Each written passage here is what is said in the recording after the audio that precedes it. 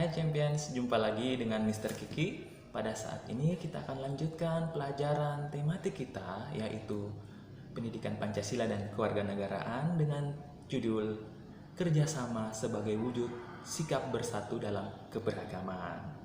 Oke, jadi setiap manusia itu tidak bisa hidup sendiri, ya. Manusia membutuhkan bantuan orang lain, sehingga manusia disebut sebagai makhluk sosial. Kemudian, untuk mencapai tujuannya atau untuk memenuhi kebutuhan hidup, ya, manusia perlu melakukan kerjasama. Ya.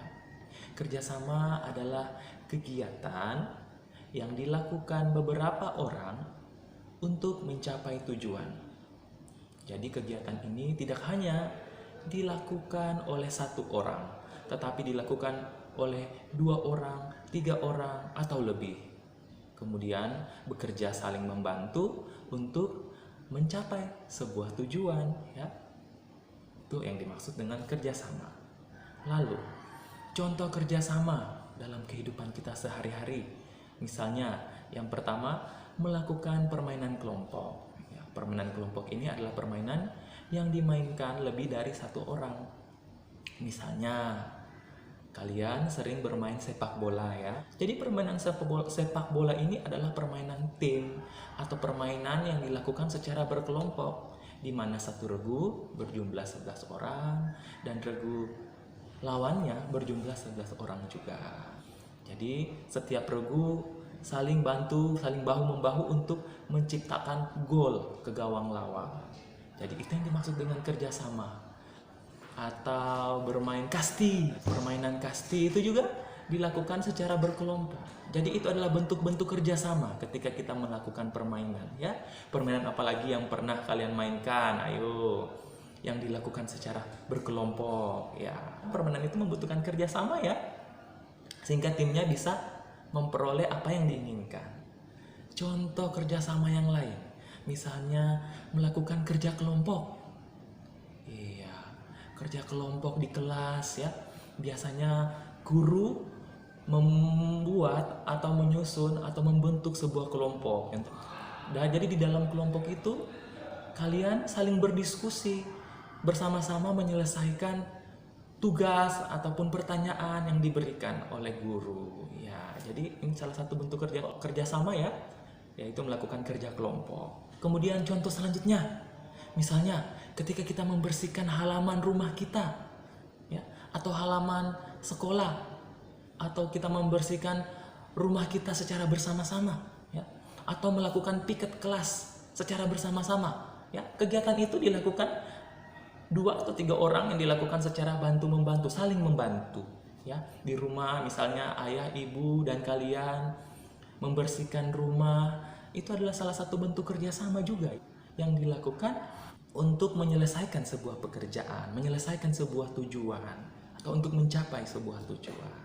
Ya, selanjutnya dengan bekerja sama kita akan memperoleh banyak manfaat, yaitu yang pertama, pekerjaan menjadi cepat selesai. Ya, ketika kita bekerja sama, misalnya menyapu atau membersihkan rumah kita akan cepat selesai dibandingkan apabila kita membersihkan rumah seorang diri. Ya, ketika hanya 1 orang yang membersihkan, mungkin pekerjaannya akan makan waktu 1 jam ataupun 2 jam.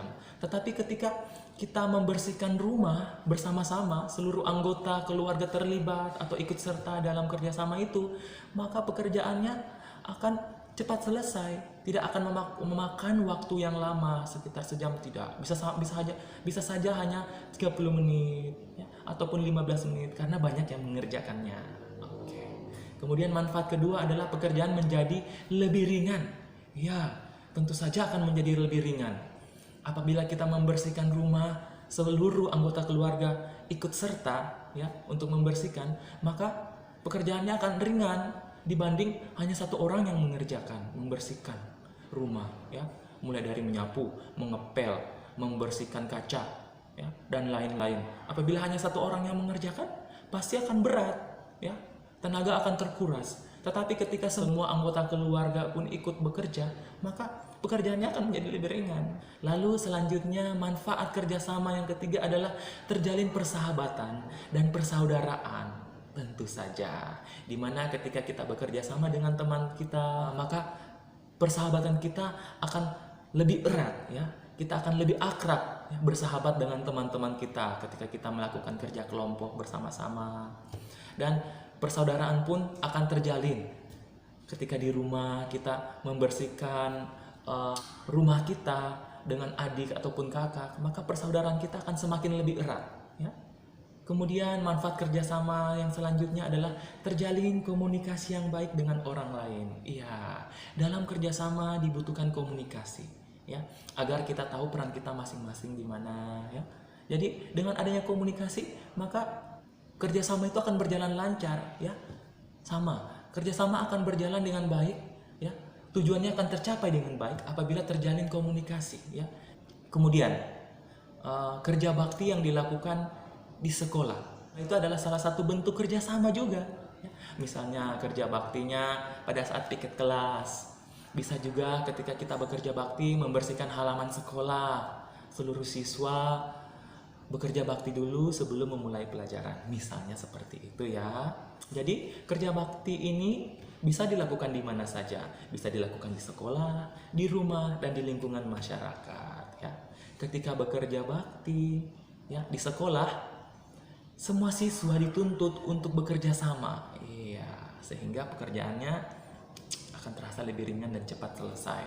Jadi misalnya ketika menyelesaikan atau bekerja bakti membersihkan halaman sekolah, semua siswa menyiapkan peralatan dan melakukan tugasnya. Siswa tersebut harus menyiapkan sapu, misalnya ada yang bertugas mengangkat sampah, jadi siswa tersebut harus menyiapkan tong sampah, misalnya seperti itu, ya.